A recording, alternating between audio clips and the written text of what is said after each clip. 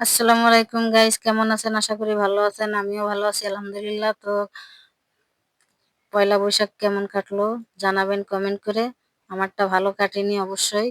তো এখন আমি দুপুরের খাবারটা রান্না করব। তেলাপিয়া মাছ ভাজি করে টমেটো দিয়ে ভুনা করব, আর একটা সবজি ভাজি হবে। আমার মাছটা ভাজা হয়ে গেছে, এখন ভুনাটা উঠাই দেব। মরিচ পেঁয়াজ একসাথে সব দিয়ে ভুনা করে নিলাম। নিয়ে এখন মশলাটা সুন্দর করে কষাইয়ে নিলাম। নিয়ে এখন হলুদ মরিচ সব দিয়ে দিলাম। তো আজকের দুপুরের রান্নাটা আমার তাড়াতাড়ি হয়ে যাইতেছে। আজকে খুব গ্যাস আছে টমেটো দিয়ে। এই যে আমার তরকারিটা হয়ে গেল। গাইস, আপনারা লাইক শেয়ার কমেন্ট করবেন, আশা করি আমার পাশে থাকবেন।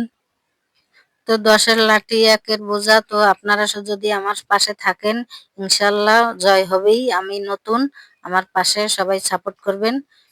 আলহামদুলিল্লাহ।